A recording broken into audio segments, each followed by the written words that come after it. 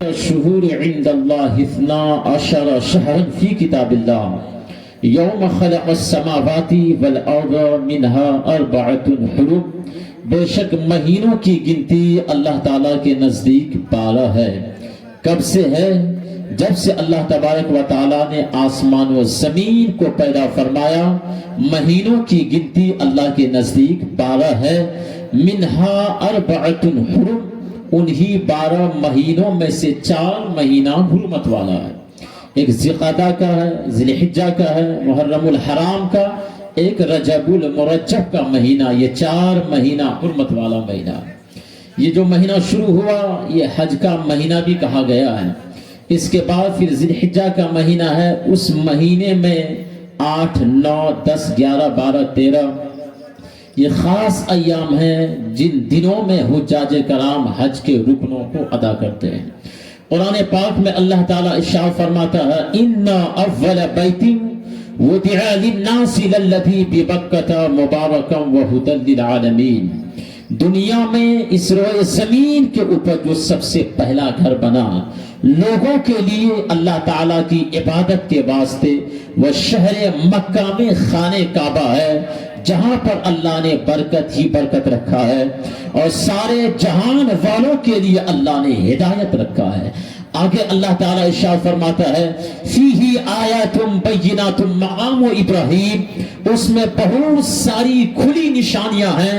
ان نشانیوں میں سے ایک نشانی مقام ابراہیم ہے. پھر آگے اللہ ارشاد فرماتا ہے وَمَن دَخَلَهُ كَانَ آمِنًا. جو اس گھر میں آ گیا وہ امان پا گیا. اللہ تعالیٰ ارشاد فرماتا ہے وَلِلَّهِ عَلَى النَّاسِ حِجُّ الْبَيْتِ. لوگوں کے لیے اللہ تعالیٰ کے واسطے حج کرنا فرض ہے. کس کے اوپر فرض ہے؟ من استطاع الیہ سبیلا. جو حج کرنے کی استطاعت رکھتا ہو، جو شہر مکہ جانے کی استطاعت رکھتا ہو، اس کے اوپر حج کرنا فرض ہے. حضور علیہ الصلوۃ والسلام ارشاد فرماتے ہیں جس کے اوپر حج کرنا فرض ہے، اگر وہ آدمی حج کرنے میں تاخیر کرتا ہے، آقا کریم ارشاد فرماتے ہیں مجھے اس سے کوئی پرواہ نہیں کہ وہ یہودی ہو کے مرے یا عیسائی ہو کے مرے. یعنی حج کرنے میں تاخیر کرے تو ہو سکتا ہے اس کا خاتمہ ایمان کی حالت میں بھی ہو، اور ہو سکتا ہے کہیں ایمان کی حالت میں اس کا خاتمہ نہ ہو. اس لیے جس کے اوپر حج فرض ہے، جس کو اللہ نے اتنی طاقت دیا ہے کہ وہ حج کر سکتا ہے، تو جتنا جلدی ہو سکے وہ حج کی تیاری کر لے. یہ ہمارے اعلان سر صاحب نقیب اہل سنت بھائی جناب معصوم رضا جوہر صاحب قبلہ گزشتہ سال حج کے رکنوں کو ادا کر کے آ گئے. سبحان اللہ تعالیٰ نے کرم فرمایا، یہ حج کی دولتوں سے مالا مال ہو گئے. دعا کرے اللہ تعالیٰ ہم سبوں کو بھی حج یا عمرہ کی دولتوں سے اللہ تعالیٰ مالا مال فرمائے. یاد رہے حج کہاں ادا ہوتا ہے؟ شہر مکہ میں. اور شہر مکہ میں اللہ کا گھر خانہ کعبہ ہے. خانہ کعبہ کی تعمیر کئی مرتبہ ہوئی. دھیان سے سنیں تھوڑی دیر میری گفتگو کو. حج کی فضیلت اور شہر مکہ کی فضیلت اور خانہ کعبہ کی فضیلت کیا ہے، میں آپ کے سامنے اپنی گفتگو میں یہ ساری بات بتا کر رخصت ہو جاؤں گا. سب سے پہلا گھر اس زمین کے اوپر جو بنایا گیا، جس گھر کی سنگ بنیاد رکھی گئی، وہ اللہ کا پیارا گھر شہر مکہ میں خانہ کعبہ ہے. سب سے پہلے اس گھر کی تعمیر فرشتوں نے کیا، پھر جناب حضرت آدم علیہ السلام نے، پھر طوفان نوح آ جانے کے بعد خانہ کعبہ کا اوپر والا حصہ منہدم ہو گیا. پھر اللہ تبارک و تعالیٰ نے جناب ابراہیم علیہ السلام کو حکم دیا کہ آپ خانہ کعبہ کی تعمیر فرمائیں. اس جگہ کی نشاندہی فرمایا کہ اسی جگہ سے آپ کام شروع کریں. قرآن پاک میں اللہ تعالیٰ ارشاد فرماتا ہے وَإِذْ بَوَّأْنَا لِإِبْرَاهِيمَ مَكَانَ الْبَيْتِ أَلَّا تُشْرِكْ بِي شَيْئًا وَاتَّخِذْ بَيْتِيَ لِلطَّائِفِينَ وَالْقَائِمِينَ وَالرُّكَّعِ السُّجُودِ. اللہ تعالیٰ قرآن پاک میں سورت اس گھر کا خوب نشاندہی فرمایا کہ اور اسے حکم دیا کہ میرے ساتھ کسی کو شریک مت ٹھہرا. اللہ تشرک بی شیئا وطہر بیتی للطائفین والقائمین والرکع السجود، اور اس گھر کو خوب پاک و صاف کر دے طواف کرنے والوں کے لیے، نمازیں پڑھنے والوں کے لیے، رکوع سجود کرنے والوں کے لیے۔ حضرت ابراہیم علیہ السلام اب اللہ تعالیٰ کے حکم سے خانہ کعبہ کی تعمیر فرما رہے ہیں۔ ان کے صاحبزادے، ان کے فرزند جناب اسماعیل علیہ السلام پتھر اٹھا اٹھا کر اپنے والد محترم حضرت ابراہیم علیہ السلام کو دے رہے ہیں، اور جناب حضرت ابراہیم علیہ السلام خانہ کعبہ کی تعمیر فرما رہے ہیں۔ ایک پتھر ہے جس پتھر پہ کھڑے ہو کر، اس پتھر کا نام مقام ابراہیم ہے، اسی پتھر پہ ابراہیم علیہ السلام کھڑے ہو کر خانہ کعبہ کی تعمیر فرما رہے ہیں۔ جب خانہ کعبہ کی تعمیر ہو گئی، پھر اس کے بعد اللہ نے حکم دیا کہ اے ابراہیم علیہ السلام اب لوگوں میں حج کا اعلان کرو۔ سورۃ الحج میں اللہ کا بیان ہے، اللہ کا فرمان ہے وَأَذِّنْ فِي النَّاسِ بِالْحَجِّ يَأْتُوكَ رِجَالًا وَعَلَى كُلِّ ضَامِرٍ يَأْتِينَ مِنْ كُلِّ فَجٍّ عَمِيقٍ۔ اے ابراہیم علیہ السلام خانہ کعبہ کی تعمیر مکمل ہو گئی ہے، اب لوگوں میں حج کا اعلان کرو۔ تو لوگ دور دراز سے پیدل بھی یہاں دوڑے آئیں گے، اور دبلی پتلی اونٹنی پر سوار ہو کر بھی یہاں پہ آ کر حج کے رکنوں کو ادا کریں گے۔ اے ابراہیم تم لوگوں میں حج کا اعلان کرو۔ جناب ابراہیم علیہ السلام سوچتے ہیں کہ میں اگر لوگوں میں اعلان کروں تو میری آواز کہاں تک جائے گی، میری آواز کو کون سنے گا، یہاں پہ زیادہ کوئی آبادی نہیں ہے۔ رب نے فرمایا اے ابراہیم اعلان کرنا تمہارا کام ہے، لوگوں تک آواز کو پہنچا دینا میرا کام ہے۔ سبحان اللہ سبحان اللہ۔ حضرت ابراہیم علیہ السلام جبل ابی قبیس پہاڑی پہ چڑھ گئے، اور وہاں پر لوگوں میں حج کا اعلان کیا کہ اے لوگوں، اللہ کے گھر کی تعمیر ہو چکی ہے، یہاں پہ آ کر حج کے رکنوں کو ادا کرو۔ تو اللہ تبارک و تعالیٰ نے اس آواز کو، اس اعلان کو پوری دنیا کے لوگوں تک ہی نہیں بلکہ وہاں تک پہنچا دیا۔ جو بچہ ماں کے رحم میں تھا اس نے بھی اس اعلان کو سنا، جو بچہ باپ کے پشت میں، باپ کے صلبے میں تھا اس نے بھی اس اعلان کو سنا، جو روحیں عالم ارواح میں تھی اس نے بھی اس آواز کو سن لیا۔ جو جہاں سے سنا اور وہیں سے لبیک کہا، جس نے لبیک کہا علماء کرام کہتے ہیں وہی حج کرنے کے لیے جا، اور جس نے جتنی مرتبہ لبیک کہا وہ اتنی دفعہ حج کی دولتوں سے مالا مال کیا جائے گا۔ سبحان اللہ۔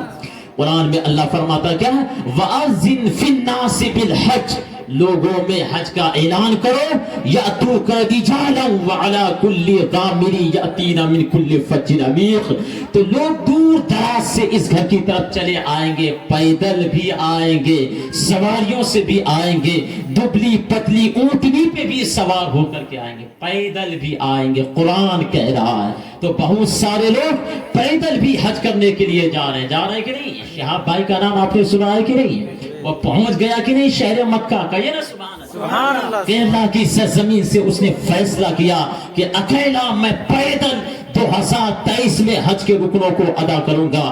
دل میں ارادہ کیا، بھروسہ اللہ پہ کیا، اللہ پہ یقین رکھا، یہ نہیں سوچا کہ پورے ملک کے حالات خراب ہیں، کہاں پہ رات ہوگی، کہاں پہ دن ہوگا، کہاں پہ رات کا کھانا کھاؤں گا، کہاں پہ دوپہر کا کھانا کھاؤں گا، کب کیا ہوگا، کون سے جنگلی علاقے سے گزرنا ہوگا، پہاڑوں سے گزرنا ہوگا، صحراؤں سے گزرنا ہوگا، کیسے کیسے راستے سے ہمیں گزرنا ہوگا، راستے میں کیا ہوگا، کسی چیز کی پرواہ نہ کی، بلکہ اللہ پہ یقین رکھا کہ جو حج کرنے کے لیے جاتا ہے وہ اللہ کا مہمان ہوتا ہے، اللہ اس کی حفاظت فرمائے گا۔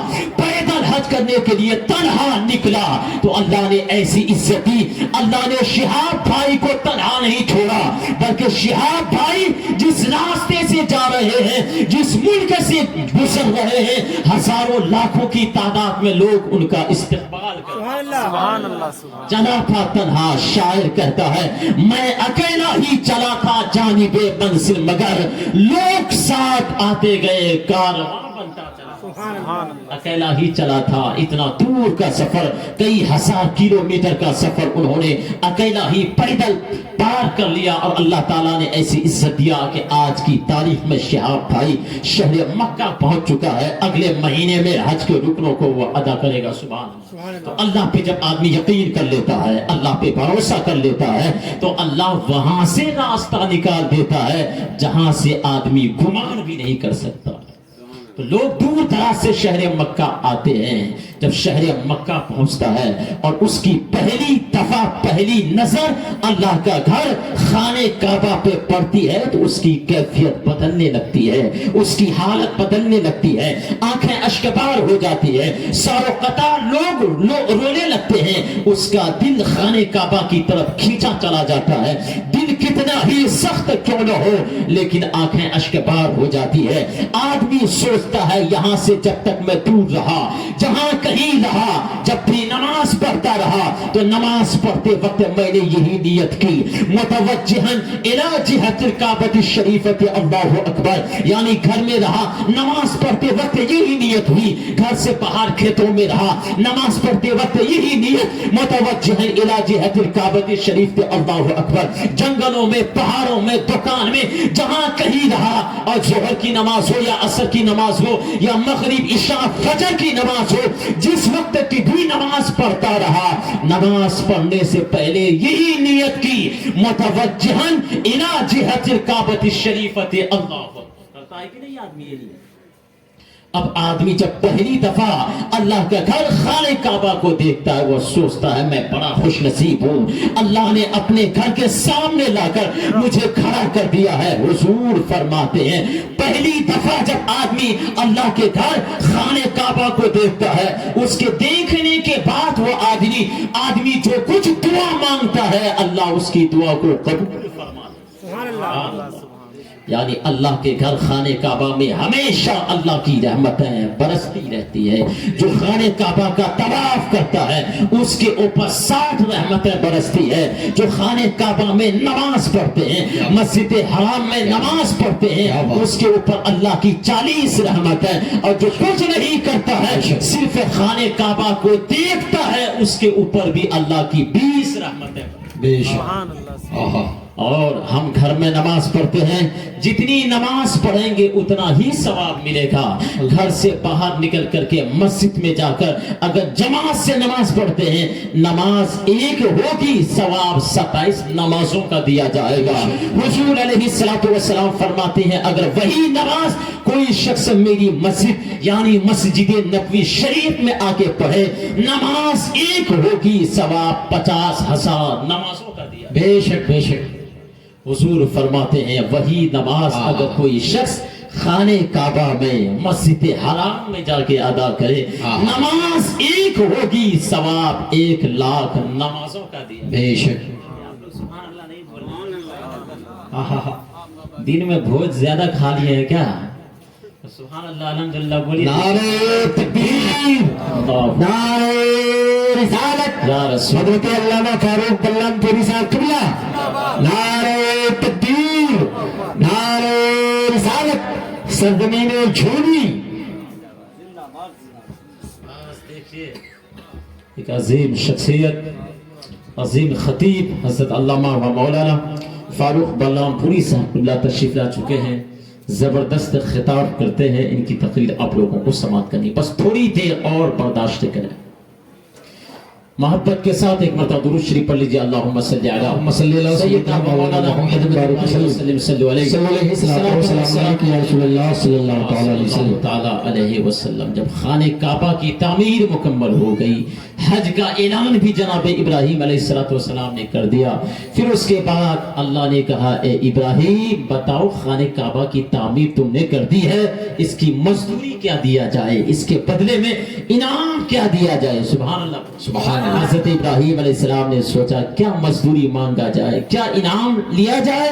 جناب ابراہیم علیہ السلام جس پتھر پہ کھڑے ہو کر خانہ کعبہ کی تعمیر فرما رہے تھے اسی پتھر پہ کھڑے ہو گئے اور رب کی بارگاہ میں عرض کرتے ہیں ربنا وابعث فیہم رسولا منہم یتلو علیہم آیاتک ویعلمہم الکتاب والحکمہ ویزکیہم انک انت العزیز الحکیم. یا اللہ تیری بارگاہ میں یہی دعا ہے، جو عظیم پیغمبر آنے والے ہیں، جو نبی آخر الزمان کو تو بھیجنے والا ہے، بس تیری بارگاہ میں دعا یہ ہے کہ اس عظیم پیغمبر، اس نبی آخر الزمان کا ہمیں دادا ہونے کا شرف زندہ باد دعا کی. یا اللہ کچھ نہیں مانگا جائے، بس وہ نبی آخر الزمان صلی اللہ تعالی علیہ وسلم کو میری نسلوں میں، میری اولاد میں بھیج دے، جو خانہ کعبہ کی حفاظت فرمائے، جو تیری کتاب کی تلاوت فرمائے، جو لوگوں کو کتاب و حکمت سکھائے اور لوگوں کو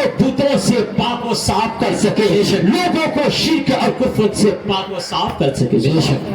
جناب ابراہیم علیہ السلام نے یہ دعا کی، جس پتھر پہ کھڑے ہو کر دعا کر رہے تھے وہ پتھر مقام ابراہیم کہلاتا ہے.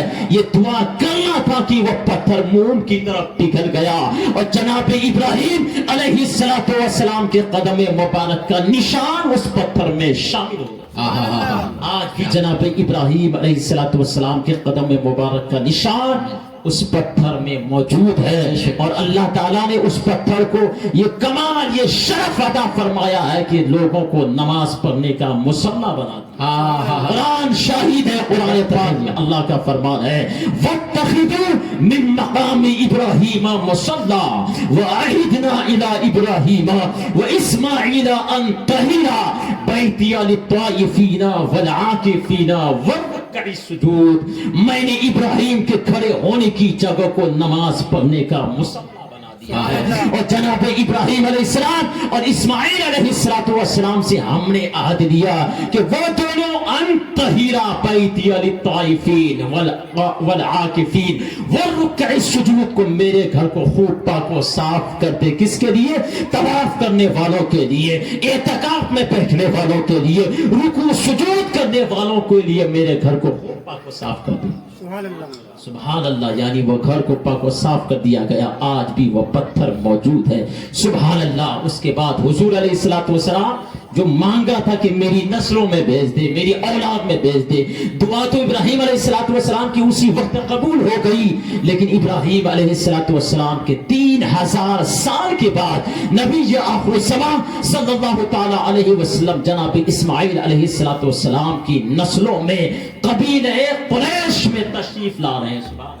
یہ ایسا قبیلہ ہے جو عرب کے تمام قبیلوں پہ عظمت و بزرگی کے اعتبار سے فوقیت رکھتا ہے. اللہ تبارک و تعالیٰ نے اس قبیلے میں ایسے ایسے نامور شخصیت کو پیدا فرمایا جو ہمیشہ خانہ کعبہ کی حفاظت فرماتے تھے، جو دور دراز سے مہمان آتے تھے ان کی مہمان نوازی کیا کرتے تھے، جو حج کرنے کے لیے لوگ آتے تھے ان کے کھانے پینے کا انتظام کیا کرتے تھے. جب نبی آخر الزمان صلی اللہ تعالی علیہ وسلم شہر مکہ میں تشریف لے آئے، پھر اللہ کا قرآن کہہ رہا ہے لا اقسم بہذا البلد.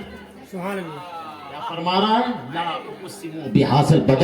بلد اے محبوب مجھے آپ کے شہر مکہ کی قسم. سبحان اللہ. شہر مکہ کی قسم. اللہ تبارک و تعالیٰ قرآن میں کھا رہا. پتہ چلا شہر مکہ کی فضیلت اللہ تعالیٰ کے نزدیک تمام شہروں سے زیادہ ہے. شہر مکہ اللہ کے نزدیک سب سے پسندیدہ شہر ہے. آپ کہیں گے کیوں نہیں مولانا عاشق رضا، شہر مکہ اللہ کے نزدیک سب سے پسندیدہ شہر ہوگا. شہر مکہ میں اللہ کا گھر خانہ کعبہ ہے. شہر مکہ میں زمزم شریف کا چشمہ بہ رہا ہے، جو آج سے نہیں تقریباً 4000 سال سے وہ چشمہ بہ رہا ہے، لیکن پانی میں ذرہ برابر تغیر نہیں ہے، تبدیلی نہیں ہے. اور حج کے موقع سے لاکھوں کروڑوں لوگ 24 گھنٹے اسی پانی کو پی رہے ہیں، لیکن پانی میں ذرہ برابر کمی نہیں ہے. لوگ عمرہ کرنے کے لیے جا رہے ہیں، ہزاروں لاکھوں کی تعداد میں پورے سال بھر زمزم شریف پیا جا رہا ہے، لیکن زمزم شریف میں ذرہ برابر کمی نہیں ہے. نہ تو وہاں پہ مچھر ہے، نہ تو مکھی ہے وہ پانی ایسا پاکیزہ پانی ہے کہ 4000 سال سے وہ پانی کا چشمہ بہ رہا ہے، لیکن ذرہ برابر اس پانی میں تغیر نہیں ہے۔ تو پتا چلا کیوں نہیں شہر مکہ اللہ کے نزدیک سب سے پسندیدہ شہر ہوگا۔ شہر مکہ میں جنتی پتھر حجر اسود ہے، شہر مکہ میں میدان عرفات ہے، شہر مکہ میں میدان مزدلفہ اور منی ہے، بہت ساری مقدس مقامات ہے۔ کیوں نہیں شہر مکہ اللہ کے نزدیک سب سے پسندیدہ شہر ہوگا؟ یہ ساری باتیں اپنی جگہ پہ مسلم ہے۔